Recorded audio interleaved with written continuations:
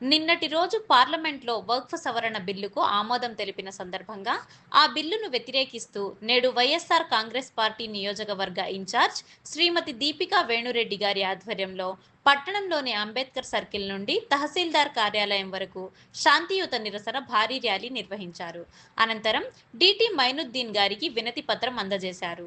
ఈ కార్యక్రమంలో వైఎస్ఆర్సీపీ మైనారిటీ నాయకులు, కార్యకర్తలు మరియు మైనారిటీ సోదరులు పెద్ద ఎత్తున పాల్గొన్నారు.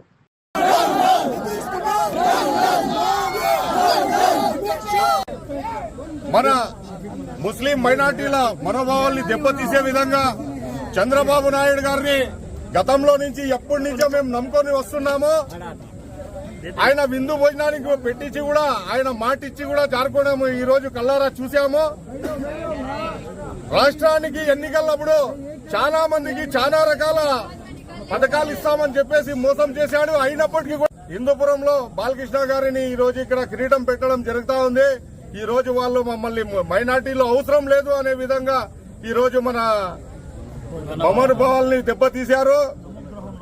మన వక్ఫ్ బోర్డు అమెండ్మెంట్ బిల్లుని సహకరించి ఆమోదించి వాళ్ళను మైనార్టీలే మనకు అవసరం లేదు అనే విధంగా చెప్పారు. అదే విధంగా బిల్లు కనుక రిటర్న్ కాకపోతే ఇక్కడి నుంచే ప్రమాణం చేస్తున్నాము. టీడీపీని తుడిచిపెట్టేసి ఈ రోజు ప్రమాణం చేస్తాము.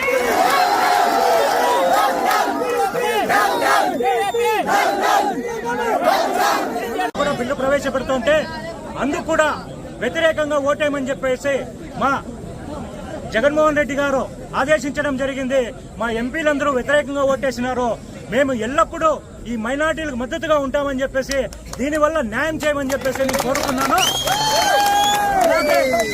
అలాగే హిందూపూర్ లో గత 40 సంవత్సరాలుగా టీడీపీని గెలిపిస్తూ వస్తున్నారు. ఎంత గెలిపిస్తూ వస్తున్నా కూడా ఈ రోజు మైనార్టీ సోదరులు కనీసం ఏమీ చేయలేని పరిస్థితిలో ఉన్నారు ఇక్కడ ఉన్న ఎమ్మెల్యే అని చెప్పేసి ఈ సందర్భంగా తెలియజేస్తున్నా. అలాగే ఇక్కడ కనీసం మెమరాండం ఇస్తామంటే ఒక ఎంఆర్ఓ లాంటి ఆఫీసర్ను కూడా పెట్టకుండా అందరినీ బయటకు పంపించేసి ఒక సచివాలయం ఎంప్లాయీకి ఇవ్వమని చెప్పేసి చెప్తున్నారు. ఇది ఎంతవరకు సమంజసం? ఈ రోజు మా ముస్లిం మైనార్టీల మనోభావాలను దెబ్బతీస్తున్నారని చెప్పేసి ఈ సందర్భంగా తెలియజేస్తున్నారు.